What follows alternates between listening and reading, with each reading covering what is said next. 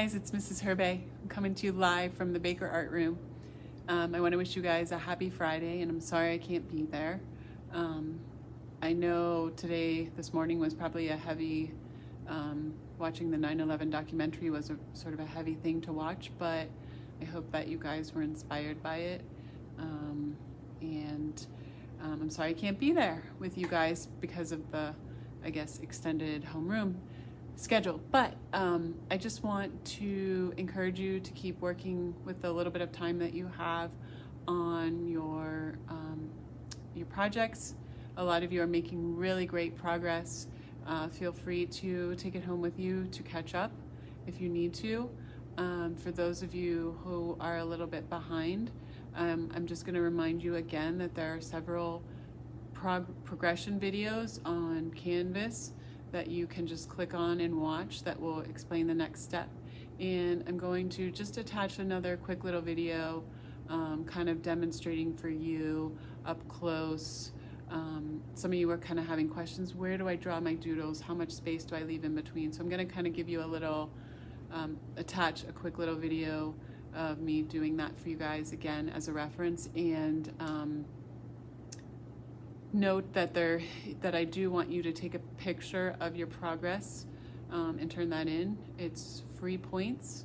And then also look ahead to kind of at the end of next week. I want us to kind of be wrapping this project up so we can move on and you guys can learn some new other cool stuff. All right. So have a great weekend, and I'll look forward to seeing you guys next week.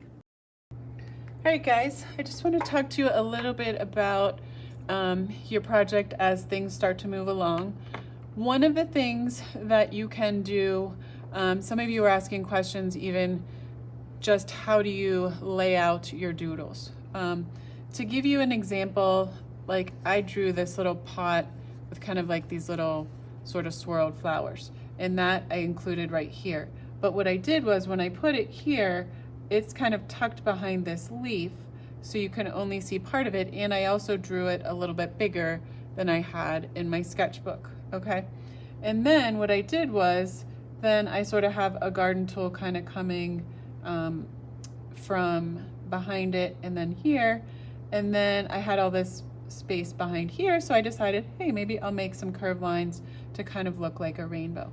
And then I decided, okay, now I'm gonna draw this bigger leaf here. So you kind of just can start to take things from your original doodles and then add them here. That's why it's important to kind of have a good reference of doodles. So it's sort of like one thing builds upon the other, because if you have a good reference of doodles, sort of then just knocking them out in an arrangement around here is going to be fairly easy. Some other strategies that you could think about is, what are some of your go-to images? So for example, I have the sun, right? I have a sun here, here, here, and here. And the sun, this one's kind of smaller, this one's bigger, and the suns are all kind of drawn in a little bit of a different style. So I'm repeating it, but I'm not doing it exactly the same. So you could think about choosing one of your go-to things and then repeating it in a number of different ways. Also clouds. I've also included clouds in a lot of the spaces, and I even kind of translated a cloud into like sort of a speech bubble to kind of denote that, you know, the bird is singing.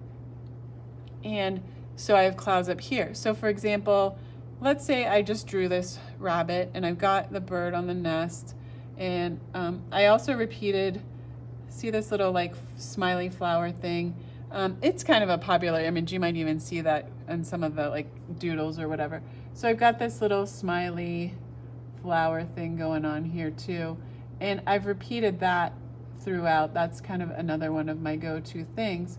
So as I'm looking here, so I've got a different bird here, but I have like all this space around the rabbit. So what could I do? Well, one of the things I could do is, well, I have the sun with the cloud here, and it's still kind of, I could just repeat a cloud here.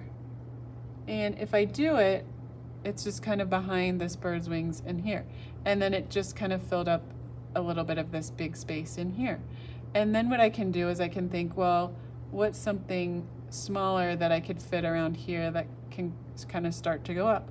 Well, maybe I have sort of my roses coming here, you know, with the clippers clipping it. Hey, maybe that might be a good thing. And you can then, or maybe that's not a good thing. So I look through, well, I already drew this pot here. I already did some rabbits, leaves. Well, I kind of have leaves here.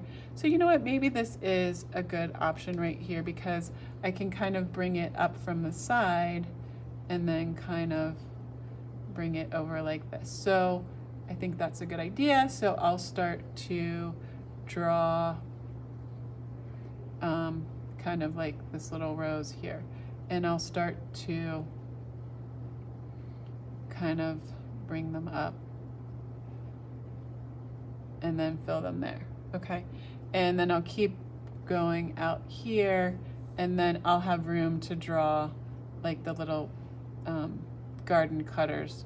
And then again, the garden cutter will kind of go behind here. So I'll draw this rose right here. I'll make this go a little bit longer here, like that, okay? And maybe I have a rose coming off here. All right, and then maybe I want to put the cutters right here. So what I'm gonna do is I'm gonna draw the blade for the one. And then here's my handle. Oh, now the handle's hitting the rabbit.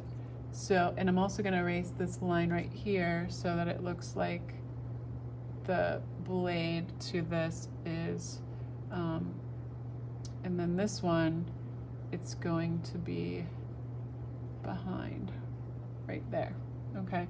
And then I'm just going to finish off drawing this little bit of handle here, and it curves, and then, oh, see, it's just gonna finish behind the, so you guys get the idea, and then it looks, so there's my clippers clipping the part of this rose. And if that's kind of bugging me a little bit. So the nice thing about doing it in pencil, so I'm just gonna draw that blade again and then draw this here like that. And then I'm just gonna have that other rose just a little bit higher up like that. Okay. And then when I color this in, this is gonna go in front of that. So it gives me the illusion of depth that that's kind of cutting off like that. Okay, so I hope that helps. Again, when you're ready for Sharpie, you'll just carefully outline all of your doodles. So I'm just taking my time.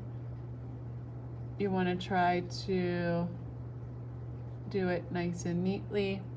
If you happen to if you don't trace directly over your pencil lines, you'll just have to go back and kind of clean it up. So I'm just outlining that. Again, I had mentioned too that you can add some lines for shading. So for example, for like this pot, I'm gonna have a couple lines there.